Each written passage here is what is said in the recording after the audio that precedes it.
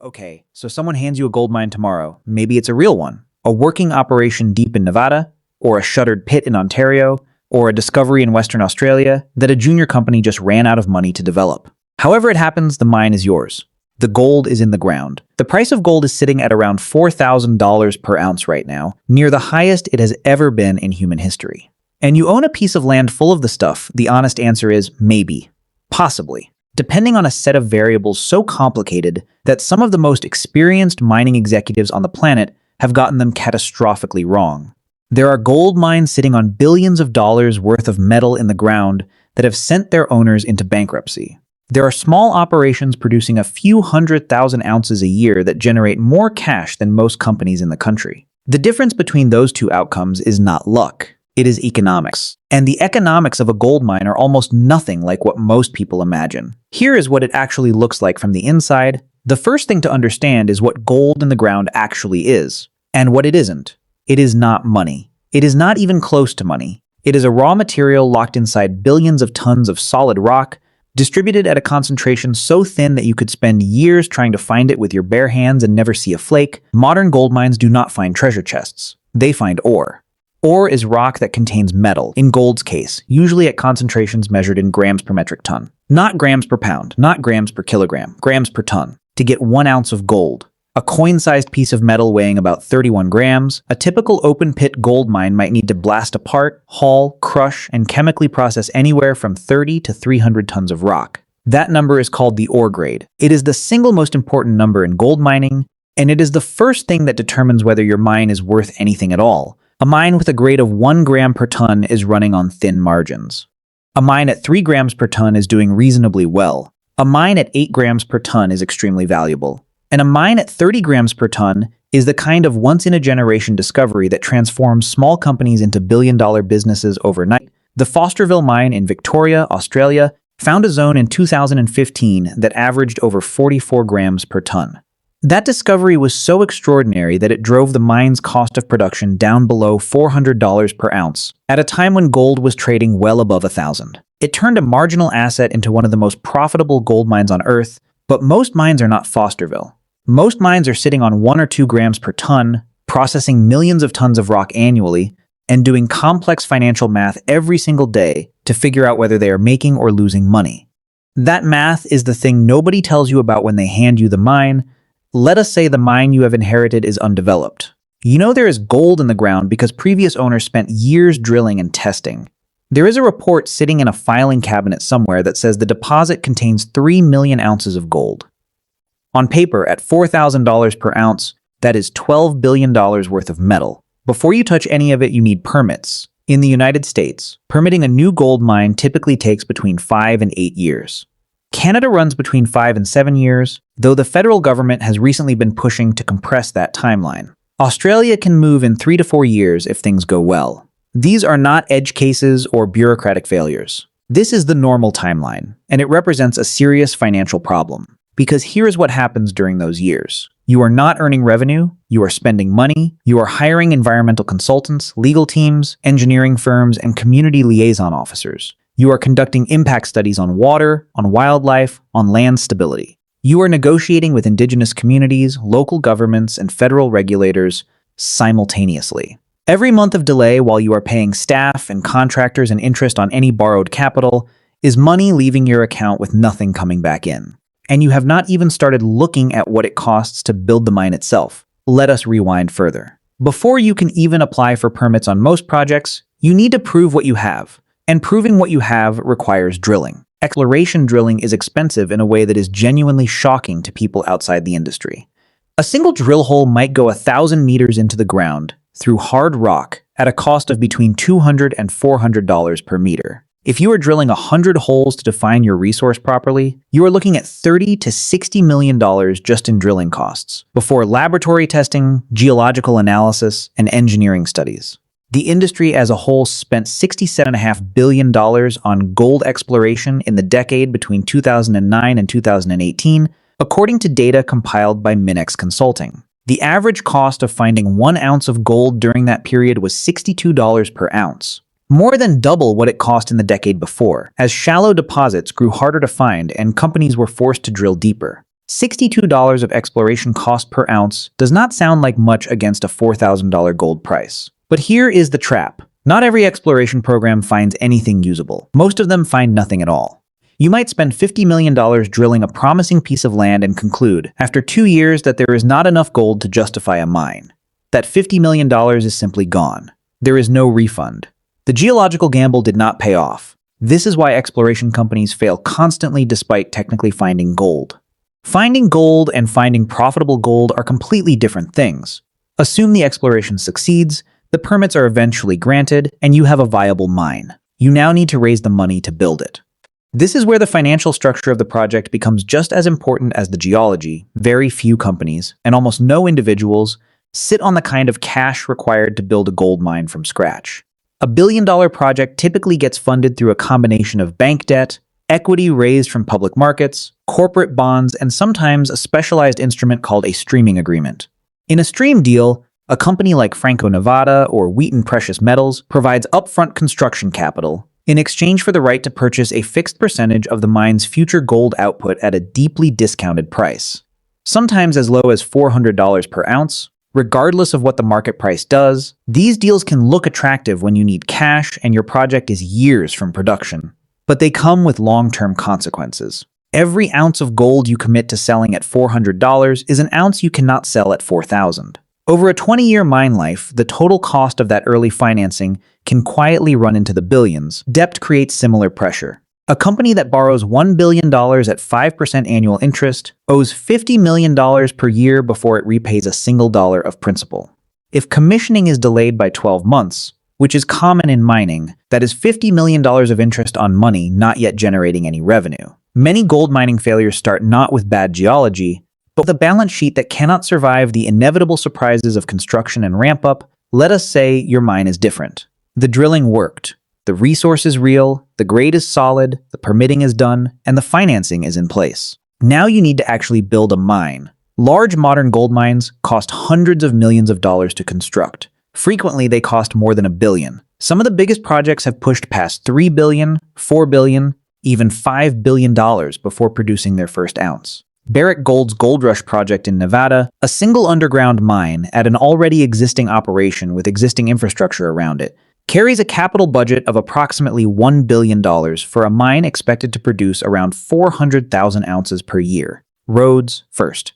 If your mine is remote, and most new gold deposits are remote, because the easy-to-reach ones were found a century ago, you need roads capable of carrying mining trucks that weigh several hundred tons when loaded. Those roads are not paved country lanes. They are engineered infrastructure built on rock that needs constant maintenance. Power. A large processing plant might consume as much electricity as a small city. If the grid does not reach your mine, you build your own power generation. Diesel generators, gas turbines, or in some cases dedicated transmission lines extending dozens of miles from the nearest connection point. Water management. Mining generates enormous quantities of contaminated water. You need treatment systems, holding ponds, line tailings facilities. If you are in a dry climate, you also need a water supply. If you are in a wet one, you need flood management, the processing plant itself. This is where the actual gold is extracted from the rock, a sequence of crushers, grinding mills, leaching tanks, and chemical recovery circuits that can cost hundreds of millions of dollars on their own. The grinding mills are particularly expensive. Giant rotating cylinders filled with steel balls that reduce crushed rock to fine powder, consuming somewhere between 40 and 50% of the plant's total electrical power in the process. And then housing. Mechanics, doctors, cafeterias, helicopter pads for fly-in workers. A remote mine is not just a factory. It is a small town that the company has to build, staff, and run. All of this comes before you sell a single ounce of gold. Once the mine is built and producing, the costs do not stop. They become permanent. The most visible ongoing cost is the equipment fleet. A large open-pit mine runs dozens of haul trucks, each capable of carrying between 200 and 400 tons of rock per load. A single ultra-class mining truck, the kind that looks like a 2-story building on wheels, costs between $3.5 million and $5 million. And that is just the purchase price. The tires on those trucks cost between $40,000 and $75,000 each. One truck needs 6 tires. Mining haul roads eat tires alive because of the abrasive rock surface and the constant weight. A typical tire might last only a few months under heavy use. A full set of replacement tires for a single truck costs up to $450,000. Multiply that across a fleet of 60 trucks and you have a tire budget alone that would fund a medium-sized business. It is the kind of number that does not appear in any romantic notion of owning a gold mine, but it appears very clearly on every monthly operating report. Then there is fuel. A large mining truck burns around 30 gallons of diesel per hour. At full operation, running around the clock, one truck can consume nearly 1 million gallons of diesel in a year. When diesel prices rise, as they do whenever oil markets tighten, mining operating costs rise with them, automatically, unavoidably, even as the gold price might be falling. The mine has no ability to renegotiate its fuel costs downward. It either pays the market price or it stops operating. Beyond the equipment, there is the processing plant itself to maintain. The grinding mills that crush ore into fine powder run continuously. The steel balls inside them wear down and must be replaced constantly. The cyanide used to dissolve gold from crushed rock is consumed with every cycle. The activated carbon that captures dissolved gold from the leaching solution must be regenerated or replaced. These are not one-time costs. They are recurring expenses that compound over the entire life of the mine. Every day, regardless of what the gold price is doing, labor is the other enormous ongoing cost. A gold mine at full production employs geologists, mining engineers, metallurgists, blasting specialists, equipment mechanics, safety officers, processing technicians, environmental monitors, and an entire corporate support structure above all of that.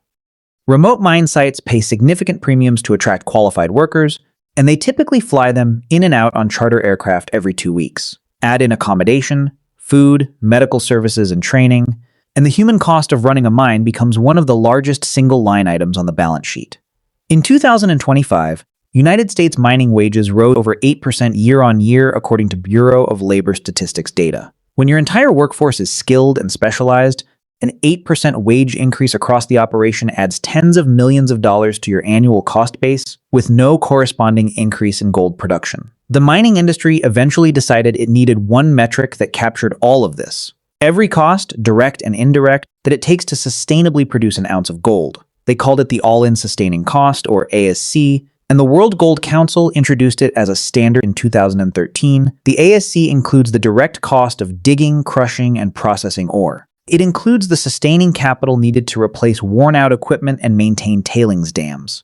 It includes corporate overhead, near-mine exploration to replace depleted reserves, and an accounting provision for the eventual cost of closing the mine and restoring the land. In other words, it includes everything. In 2024, the average AISC for gold production in the United States rose to $1,716 per ounce, according to data from S&P Global. In Canada, it was $1,513 per ounce. These are averages. The most efficient producers in the world, the ones sitting on the highest grade ore with the best infrastructure, can achieve AISC below $1,200 per ounce. The least efficient mines, the ones digging in difficult geology or remote terrain, can push past $1,800. At today's gold price of around $4,000 per ounce, the spread between a good mine and a bad mine looks like this. The best mine in the world might be earning $2,800 of profit on every ounce it sells. A struggling mine with costs near $2,000 per ounce is earning $2,000. Both sound fine at $4,000 gold, but run those numbers back 10 years, when gold was sitting at $1,200 per ounce, and the struggling mine is bankrupt while the good mine is still profitable. That 10-year scenario has happened multiple times to major companies. Here is the trap at the center of every gold mine's economics. Your costs are mostly fixed. The truck payment does not go down when gold falls. The drill contract does not renegotiate itself when prices drop. The wages do not drop because the commodity is having a bad year. The debt repayment schedule certainly does not flex, but your revenue is completely entirely dependent on a number set by global financial markets that you have absolutely no influence over. Gold traded at $250 per ounce in 1999. It hit $1,900 in 2011, then fell back below $1,200 for years. It crossed $3,000 in March 2025 and hit its all-time high of over $5,500 in January 2026. At the time of this video, it is sitting around $4,000. JP Morgan Research currently projects gold could average $6,000 per ounce by the final quarter of 2026, though forecasts like this should be read as directional views rather than guarantees. Every point along that price history, there were mines that were profitable and mines that were not, and they were sometimes the same mine. An operation that looks like a cash machine at $4,000 gold can be a money-losing liability at $1,200 gold. And it cannot simply pause. It has debt to service. It has environmental obligations that continue whether it is producing or not. It has a workforce it cannot simply suspend. Consider what happened to Newmont and Barrick, the two largest gold producers in the world, in early 2026. Despite gold trading near record highs, both companies saw their share prices fall sharply, with Newmont down 26% and Barrick down 19%. The reason was not falling gold prices, it was rising costs. Newmont projected its 2026 all-in sustaining cost to reach $1,680 per ounce, driven by labor shortages and ballooning equipment costs. At that level of cost, even $4,000 gold, the margin looked thinner than investors had expected, and thin margins on leveraged balance sheets make people nervous. This is why experienced mining analysts often say that the moment you build a gold mine, your primary business is no longer mining gold. It is managing the gap between two numbers that move independently, what it costs you to produce and what the market decides to pay. In 2015, a company called Rubicon Minerals had what looked like one of the most exciting gold discoveries in Canada. Their Phoenix deposit in Red Lake, Ontario, had an estimated resource of over 3 million ounces. Serious money in serious numbers. The company built a mill and sank a shaft, spending hundreds of millions of dollars on infrastructure. When they started underground mining, the gold was not where the model said it would be. The deposit was far more geologically complex than their surface drilling had suggested. Their surface drill holes had been oriented in a direction that ran parallel to the actual gold-bearing structures underground, meaning the drilling had systematically overestimated how continuous the gold zones were. When real mining exposed the rock, the gold appeared in narrow, disconnected pockets rather than the broad, mineable zones they had planned around. In January 2016, Rubicon released a revised resource estimate that cut their indicated resources by 88%. Nearly 9 in 10 of the ounces they thought they had owned, on paper, ceased to exist. The company halted operations, laid off 330 workers, and eventually filed for creditor protection. The equity that investors had bought into was essentially wiped out. The gold was real. The mine was built. The company still failed, and Rubicon is not an isolated case. In 2013, Barrick Gold, then the world's largest gold mining company, suspended construction on its Pascua-Lama project straddling the border of Chile and Argentina. The deposit was genuinely massive, 18 million ounces of gold and 731 million ounces of silver. Initial construction cost estimates were $3 billion. By the time the project was suspended, costs had ballooned to over $8 billion, driven by environmental violations, regulatory fines, and a tax dispute between Chile and Argentina over which country deserved what share of the revenue. Barrick took a write-down of $5.1 billion in a single quarter. The biggest gold company in the world, on one of the biggest gold deposits ever found, lost $5 billion. This is the industry. These are not cautionary tales pulled from fringe operators. These are the biggest names in the business, making decisions with full access to engineering expertise, geological data, and financial resources. Here is something almost nobody thinks about when they imagine owning a mine. Every gold mine will eventually run out of gold. Or the grade will drop so low that the economics no longer work. Or the gold price will fall to a level where production becomes impossible. When that happens, you cannot simply lock the gate and walk away. In every modern mining jurisdiction, the obligation to properly close and restore the land is yours, it is legally binding, and it is extraordinarily expensive. Closing a mine involves removing or demolishing surface infrastructure, contouring waste rock dumps so they do not erode or collapse, capping tailings storage facilities with engineered clay and soil covers, and monitoring local groundwater quality for potentially decades afterward. Depending on the chemistry of your waste rock, this monitoring might need to continue indefinitely. The giant mine in Yellowknife, in Canada's Northwest Territories, closed in 1999 after its operator went bankrupt without having set aside adequate closure funds. The site sat contaminated for years, ultimately becoming the responsibility of the federal government. The remediation budget for that single mine reached 4.38 billion Canadian dollars by 2022, a figure driven in large part by 237,000 tons of highly toxic arsenic dust stored in underground chambers, which must be kept permanently frozen to prevent contamination of nearby water supplies. Permanently frozen. Not for 10 years, not for 50. Indefinitely, that cost was not paid by the mining company. It was paid by taxpayers. Modern regulators have drawn lessons from exactly this kind of failure, which is why today's mining companies are required to post financial bonds guaranteeing they can cover closure costs before they begin production. This is money they cannot use for anything else. It is a liability on the balance sheet from day one. None of this means gold mining is a bad business. It means it is a complicated one, where the rewards for getting it right are extraordinary. Consider a mine producing 300,000 ounces of gold per year, with an all-in sustaining cost of $1,200 per ounce. At a gold price of $4,000, this mine generates $2,800 of profit margin on every ounce. Multiply that across 300,000 ounces, and you have $840 million of operating profit in a single year. A mine like that, with a reserve life of 15 to 20 years, is a financial asset worth several billion dollars. It can fund acquisitions, pay down debt, return capital to shareholders, and build the company around it into something much larger. This is exactly what happened with Fosterville in Australia.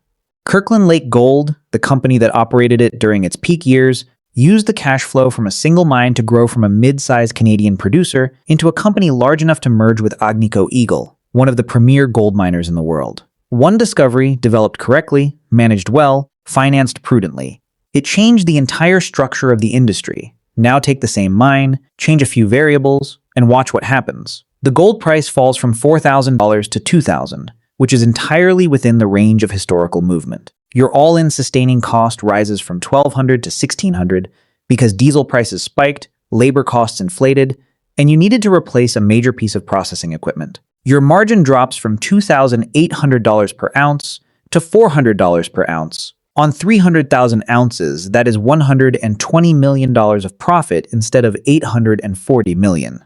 Your debt repayments have not changed. Your environmental bond has not changed. Your workforce contract has not changed. You are now running to stand still. Now add one more variable that is completely outside your control. The government of the country where your mine sits decides it wants a larger share of the resource. It raises royalties from 2% of revenue to 8%. At $2,000 gold and 300,000 ounces of annual production, that 6 percentage point increase costs you $36 million per year. Your $120 million of profit is now $84 million, and falling if costs continue to creep. Political risk is not hypothetical in mining. Governments have raised royalties, canceled licenses, imposed export restrictions, and nationalized entire operations with minimal warning. The mine is physically fixed to the ground. You cannot move it when the regulatory environment turns hostile. The gap between a good year and a bad year in gold mining can be $700 million or more on a single asset. The gap between a well-managed mine and a poorly managed one can be the difference between building a billion-dollar company and filing for bankruptcy. What separates the mines that work from the ones that fail is not primarily the amount of gold in the ground. It is the grade of that gold which determines unit economics. It is the jurisdiction where the mine sits, which determines political and regulatory risk. It is the capital structure of the company, which determines how much pressure it can absorb in a down cycle. And it is the quality of the technical work, the drilling, the geological modeling, the engineering, that determines whether the mine you built matches the mine you planned. The richest gold mine is not necessarily the one with the most gold. It is the one that can dig it out of the ground for less money than the market will pay. Everything else, the geology, the machinery, the workforce, the politics, the debt, is just the complicated, expensive, unforgiving process of making that one equation work. And if you can make it work consistently across years or decades of volatile gold prices, rising costs, regulatory uncertainty, and geological surprises, then yes, you might be very rich, but that is not what most people are imagining when they think about owning a gold mine.